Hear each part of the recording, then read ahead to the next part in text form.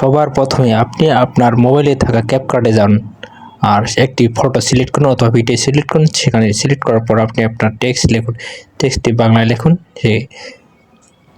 এখানে আমি একটি টেক্সট লিখলাম, টেক্সটটি হচ্ছে আমি আপনাকে ভালোবাসা দিলাম।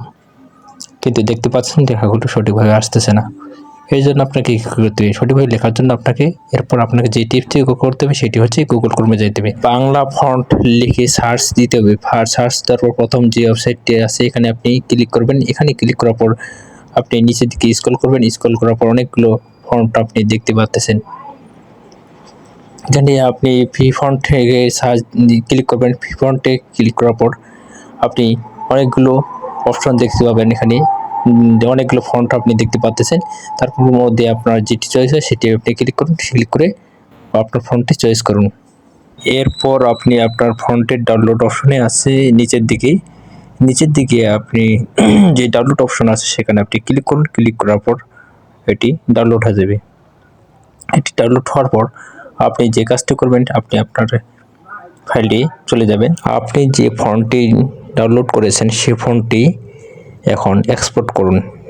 এক্সপোর্ট করা হয়ে গেলে আপনি আবার গুগল ক্রোমে যান আর গুগল ক্রোমে থেকে সার্চ দেন ইউনিকোড টু বিজয় আপনার সার্চ দেওয়া আছে, তাই এখানে আমি ক্লিক করলাম। ক্লিক করার পর যে প্রথম ওয়েবসাইটটি আসলো সেখানে আপনি ক্লিক করুন। ক্লিক করার পর উপরের দিকে যে বক্স আছে ওই বক্সের মধ্যে আপনি আপনার বাংলা লেখাটি লিখুন।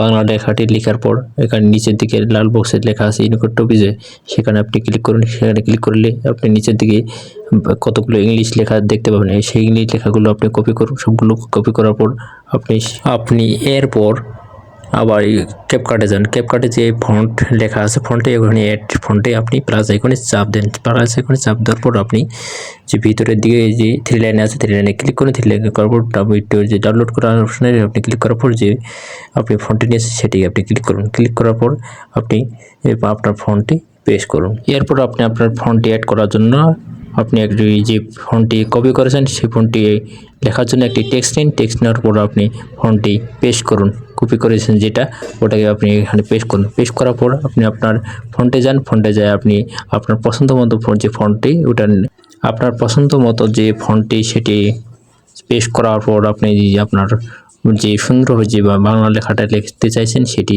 আপনি পেয়ে গেছেন। এরপর আপনি আপনাকে যে স্টাইল ইফেক্ট অ্যানিমেশন যেগুলো আছে সেগুলো আপনি সুন্দরভাবে ব্যবহার করতে পারেন। জন্য আপনাদেরকে পরবর্তী ভিডিও পাওয়ার জন্য অবশ্যই আপনার চ্যানেলটি সাবস্ক্রাইব করতে হবে এবং আমাকে সাপোর্ট করতে হবে। যদি ভিডিওটি ভালো লাগে থাকে অবশ্যই লাইক কমেন্ট শেয়ার করুন। সবাইকে ধন্যবাদ রইল।